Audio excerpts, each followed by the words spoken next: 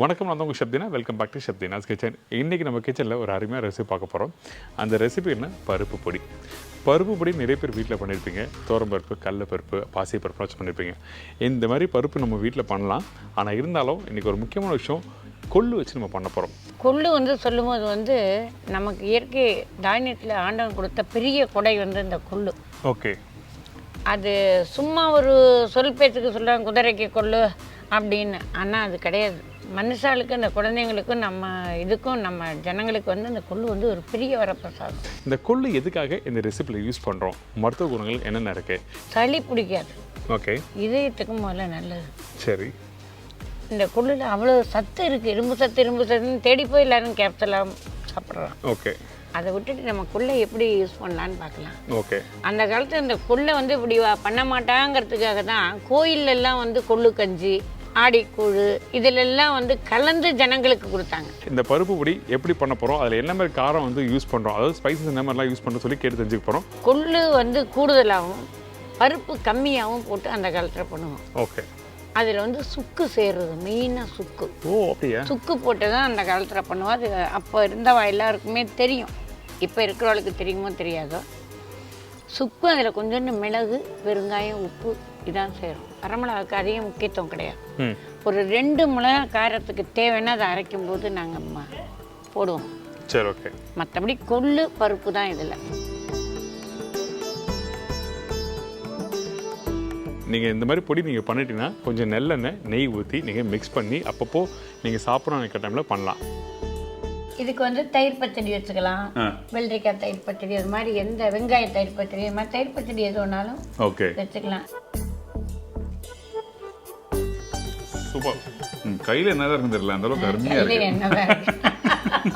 So இந்த recipe நம்ம கேட்டு தெரிஞ்சுக்க போகிறோம். நம்ம யாரை மீட் பண்ண போனால் திருமதி தங்கமாமி.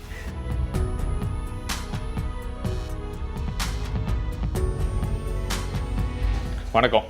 வணக்கம். பருப்பு பொடி பண்ணுறதுக்கு நம்ம என்ன பண்ண போகிறோம்? ஃபஸ்ட்டு நம்ம பருப்பு வறுக்க போகிறோம்.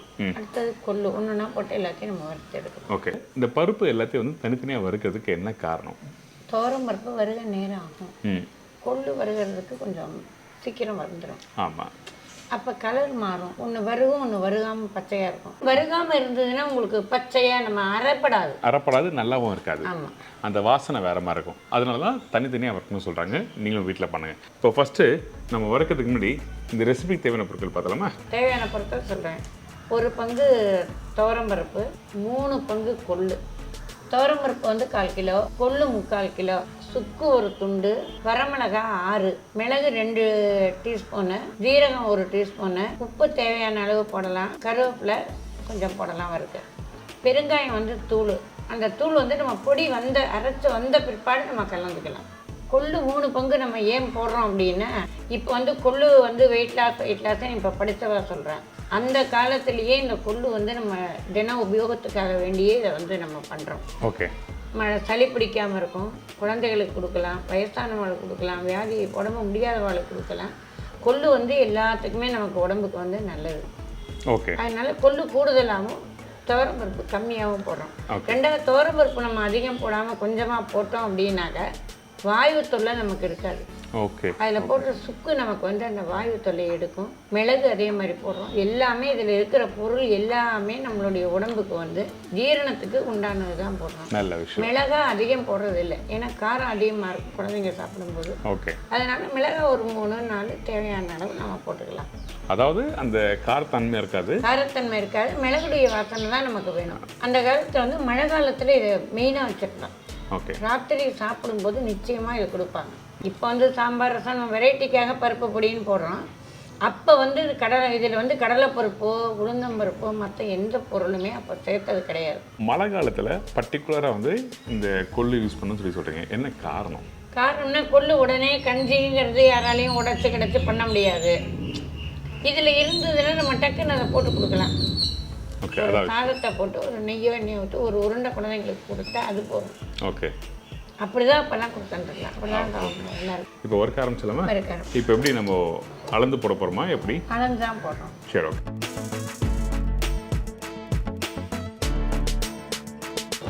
நம்ம ஏற்கனவே சொன்ன மாதிரி எந்த ஒரு பொருள் வறுத்தாலும் நல்லா மெதுவாக நீங்கள் ஸ்லோ ஃப்ளேம் வறுத்தா கரெக்டாக இருக்கும். இல்லாட்டி மேலே செவந்துடும், உள்ளே வருகாது. ரைட், கலர் மாற ஆரம்பிச்சிடும், அதுக்கப்புறம் உள்ள இருக்காது, உள்ளே வருகாது, பச்சையாகவே நிற்கும். ரைட். இப்போது இந்த பருப்பு பொடி சொல்கிறோம்ல, சாப்பாட்டுக்கு வந்து இந்த பருப்பு பொடி பண்ணி நம்ம சாப்பிட்றோம்.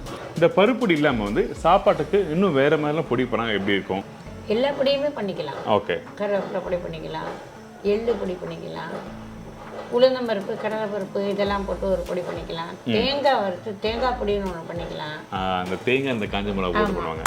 கொப்பரை இருந்தால் இன்னும் நல்லாயிருக்கும். கொப்பரை போட்டு பண்ணோம்னா அது இன்னும் நல்லாயிருக்கும். கடலைப்பருப்பு, உளுந்தம்பருப்பு, கொப்பரை எல்லாம் வறுத்து அதை போட்டு ஒரு பொடி பண்ணிக்கலாம். நல்ல விஷயம். உங்களுக்கு இது மாதிரி பொடி வேறு என்ன பொடி வேணுன்னா நீங்கள் கமெண்ட் செக்ஷன் வந்து எனக்கு வந்து கொடுங்க. டெஃபினட்டாக வந்து அடுத்த ரெசிபி நாங்கள் பண்ணுவோம். இப்போது இந்த துவரம்பருப்பு வறுத்துட்டு இருக்கோம், கொஞ்சம் கலரும் மாறிடுச்சு. மாதிரி நல்லா இது வறுத்தாச்சு, நல்ல வாசனையாக இருக்கும். துவரம்பருப்பு வறுத்ததுனால நல்ல வாசனை வரும், நல்லா முறுமுறுன்னு இருக்குது அந்த பருப்போட. நார்மலாக தன்மையெல்லாம் போட்டு இந்த மாதிரி பருப்பு எடுக்கிறதுக்கும் வறுத்த பருப்பு கையில் எடுத்து பார்த்தாலும் வித்தியாசம் இருக்கும். ஆமாம், அது லேசாக இருக்கும். ரைட்டு. இது கொஞ்சம் அந்த வெயிட்டு அந்த பதம். ஸோ இந்த மாதிரி பக்குவத்தில் நல்லா வறுத்து எடுத்துருங்க. அடுத்து நம்ம என்ன பண்ணுறோம்? அடுத்தது இதை மாற்றிட்டு நம்ம கொள்ளு வறுக்க. சரி, ஓகே.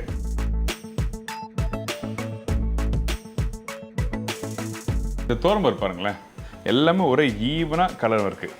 ஸோ இந்த மாதிரி வறுக்கிறது ரொம்ப ரொம்ப முக்கியம், ரைட்டா? வறுத்ததான் வாசனை. ஆமாம். இப்போ இந்த கொள்ளு வந்து கல் இருக்கும், கடையில் வாங்கி இதை வந்து உடனே போடக்கூடாது. ஓகே. இந்த கொள்ளை வாங்கி நேரம் கிடைக்கும் போது நம்ம நல்லா கல் பொறுக்கி சுத்தம் பண்ணி களைஞ்சி வெயிலில் காய வச்சு இதை வந்து நம்ம எடுத்து வைக்கணும். அதுக்கப்புறம் தான் யூஸ் பண்ணணும். அதுக்கப்புறம் தான் யூஸ் பண்ணோம். அப்படி சப்போஸ் களைஞ்சி வைக்கிறதுக்கு டைம் இல்லைன்னா ஒரு முறத்தில் அந்த கொள்ளை கொட்டி கல்லெல்லாம் நல்லா பொறுக்கி நம்ம மண் இல்லாமல் சரி பண்ணி போட்டுக்கணும். நல்லா புடைச்சிட்டு அதுக்கப்புறம் யூஸ் பண்ணலாம். இல்லைன்னா கொள்ளில் வந்து எப்போவுமே நம்ம இந்த மாதிரி தானியங்களில் வந்து எள்ளு, கொள்ளு, உளுந்து, பயிறு இதில் எல்லாமே கல் இருக்கும். இப்போ வந்து 3 பங்கு நம்ம ஏற்கனவே புடைச்சி எடுத்து சுத்தம் பண்ணின கொள்ளு நம்ம போட்டோம். இப்போ இது வறுக்கிறதுக்கு இன்னும் எவ்வளோ டைம் எடுக்கும் இது? ஆமாம், இது கொஞ்சம் டைம் எடுக்கும். இதான் கொள்ளு வந்து வெடிக்க ஆரம்பிக்கும். ஓகே. நல்லா பொரிஞ்சு வெடிக்கும். பருப்பு மாதிரி இல்லை இது. ஓகே. பொரியிற சத்தம் கேட்கும் நமக்கு. ஓகே, அப்போ தான் ரெடி ஆயிடுச்சுன்னு அர்த்தம். ரெடி ஆயிடுச்சுன்னு இதுலேயே நமக்கு கொள்ளு வந்து வாசனை வரும். வாசனை வந்து வரும்போது நம்ம இதை இறக்கிடலாம்.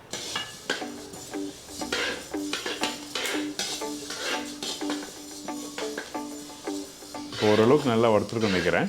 கொஞ்சம் லைட்டாக பொரிஞ்சு வருது. பொரியுது, நெல் பொரி மாதிரி இது வந்து பொரியும். ஓகே. இப்போ நம்ம நெல் எப்படி பொரியுது அது மாதிரி இதுவும் பொரியும். வெள்ளை கலரில் நமக்கு பொரி வருது பாருங்க. Okay okay. ஸோ அது மாதிரி எல்லாமே வருமா இப்படி? எல்லாமே அப்பப்போ 1 2 எப்படி இருக்கும்? கொள்ளுடைய வாசனை வந்து இப்போ நமக்கு வர ஆரம்பிக்குது. ரைட். ஆமாம், நல்லாவே வருது. இதுதான் வந்து இப்போது இந்த பொடி பண்ணுறோம்ல, நம்ம சாப்பாட்டுக்கு வந்து நெய்யும் நல்லெண்ணெயும் மிக்ஸ் பண்ணி சாப்பிடுவோம். அப்படி இல்லைன்னா இந்த இடத்துல இட்லி தோசை தொட்டு சாப்பிடுவோம். இந்த பொடி இட்லி தோசைக்கு தொட்டு பிடிச்சவா சாப்பிடலாம். இதுக்கு நெய்யை விட எண்ணெய் தான், நல்லெண்ணெய் தான். சூப்பர். நெய் வந்து இதுக்கெல்லாம் போட்டு நான் சாப்பிட்டதுக்கு எடுத்து கொடுக்காது இல்லை. நாங்கள் இந்த நல்லெண்ணெய் வந்து இதுக்கு நல்லது. நல்லெண்ணெய் எப்போவுமே நமக்கு நல்லது. சரி, ஓகே. இதோட சேர்ந்தா அது வந்து நமக்கு இன்னும் நமக்கு உடம்பு நல்ல விஷயம். கரெக்டாக பண்ணுங்க. இப்போ ரெடி ஆகிடுச்சு. ரெடி ஆகிடுச்சு. மாற்றலாமா? மாற்றலாம். இப்போ வந்து நம்ம துவரம்பருப்பும் வறுத்தாச்சு, கொள்ளும் வறுத்தாச்சு. இதுக்கப்புறம் இப்போ வந்து மிளகு, சீரகம், இதுக்கு ஒரு சுக்கு. ஓகே. எல்லாத்தையும் ஒன்றா போட்டு வறுக்கணுமா? வரமிளகாய் போட்டு ஒன்றா வறுக்கணும். சரி, ஓகே. மிளகு நம்ம நிறைய சேர்க்க போகிறோம், அதனால மிளகாய் ரொம்ப தேவையில்லை. கலருக்கும் ஏதாவது காரம் தேவைப்பட்டால் மட்டும் போட போகிறோம். சரி, ஓகே. அதனால இதுக்கு வந்து ஒரு 6 மிளகாய் தான் போட்டால் போதும். அப்படி தேவைன்னு ஆசைப்பட்டால் ஒரு 2 போட்டு. சரி, ஓகே. அவ்வளோதான். மிளகு வந்து 5 கிராம் 10 கிராம் அவள் டம்ளரில் போடுற அளவு, கப்பில் போடுற அளவு, கரண்டியில் போட அவளுக்கு அதுக்கு தகுந்தது மிளகு போட்டுக்கலாம். நம்ம வந்து இதுக்கு வந்து கிட்டத்தட்ட நம்ம 10 கிராமுக்கு போடுறோம். சரி, ஓகே. அடுத்து இப்போ ஜீரகம் போட்டுக்கிறோம். ஜீரகம் வந்து ரொம்ப தேவையில்லை, ஒரு வாசனைக்கு தான் போடுறோம். ஓகே. வாசனைக்கு தான் போடுறோம். ஏன்னா அதிக ஜீரகப்பொடி மாதிரி வேண்டாம் இதுக்கு. ஓகே. கொஞ்சம் நம்ம சேர்க்கணும், அவ்வளோதான். சுக்கு வந்து ஒரு 2 சின்ன துண்டு போடுறோமா? போதுமா? அது போதும். இப்போ சுக்கு போட்டாச்சு. இதுக்கப்புறம் கருவேப்பிலை போட போகிறோம். கருவேப்பிலை வந்து ரொம்ப போட வேண்டாம், அப்புறம் கருவேப்பிலை வாசனையாக போயிடும். சரி, ஓகே. கருவேப்பிலை நம்ம மருந்துக்காக வேண்டி கொஞ்சமாக போடும். சரி, ஓகே. இப்போது இந்த உப்புலாம் வந்து நம்ம வறுத்து முடிச்ச பிறகு, அதாவது பவுடர் பண்ணி முடிச்ச பிறகு வந்து நம்ம யூஸ் பண்ண போகிறோமா எப்படி? இல்லை இப்பயே போட்டலாமா?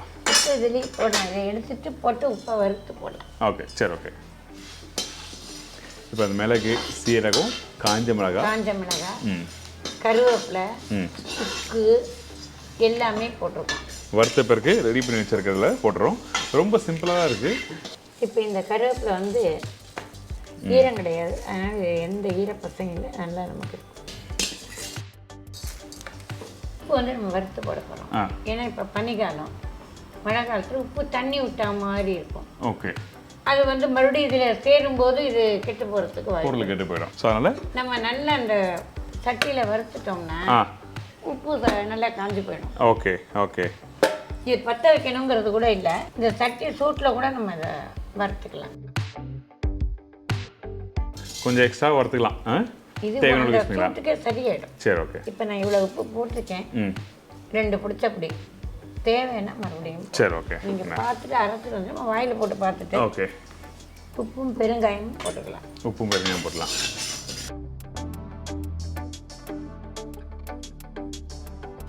இல்லை இன்கேஸ் உப்பு பத்தலை, அப்போ அந்த டைமில் நம்ம வந்து கல் உப்பு போடாமல் சால்ட் உப்பு யூஸ் பண்ணலாமா? யூஸ் பண்ணலாம். நம்ம அரைச்சிட்டு வந்துட்டு நம்ம வாயில் போட்டு தானே பார்க்கணும். ஓகே. சால்ட் உப்பு நம்ம வந்து எங்களுக்கெல்லாம் அது அளவு தெரியறது இல்லை. ஓகே. அதாவது கல் உப்பு தான். கல் உப்பு தான் அளவு கரெக்டாக நச்சுன்னு விழுவும். இந்த கொள்ளு, அதுக்கப்புறம் தோரம்பருப்பு, கருவேப்பிலை, மிளகு, சீரகம் இது எல்லாத்தையும் வந்து நல்லா பவுட்ரு பண்ணிவிட்டு அதுக்கப்புறம் உங்களுக்கு காமிக்கிறோம்.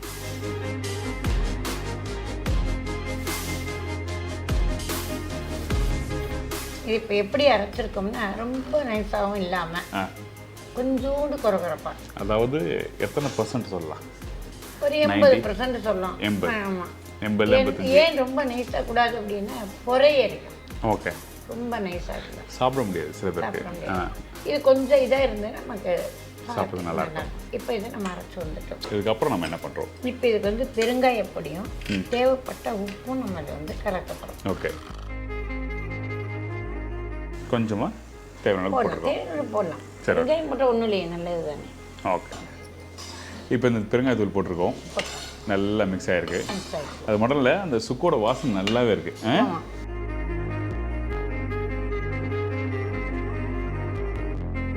இப்போ ஒயிட் ரைஸ் வச்சுருக்கேன், பொடி போடுறீங்களா? சாப்பிட்டு பார்க்கலாம். ஏன்னா இது சாதத்துக்காக பர்டிகுலராக பண்ணியிருக்கோம். இந்த இடத்துல வந்து அந்த பொடியும் கொஞ்சம் நல்லெண்ணெய் ஊற்றி சாப்பிட்டா எப்படின்னு சொல்லி நான் டேஸ்ட் பண்ணி பார்த்து சொல்கிறேன். இது கொஞ்சம் தாராளமாக இருக்கலாம். பொடியாக இருக்கிறதுனால நல்லெண்ணெய் இருக்கும். ட்ரையாக இருந்தால் சாப்பிட முடியாது. சரி ஓகே. ஃபஸ்ட்டு இப்படி நல்லா மிக்ஸ் பண்ணுவோம். அதுக்கப்புறம் என்ன பண்ணால் இந்த சாதத்தை ஒன்றா சேர்க்கணும். இது எங்கள் வீட்டில் சாப்பிடும்போது சொல்லி தருவாங்க சின்ன வயசுலேருந்து. ஓகே.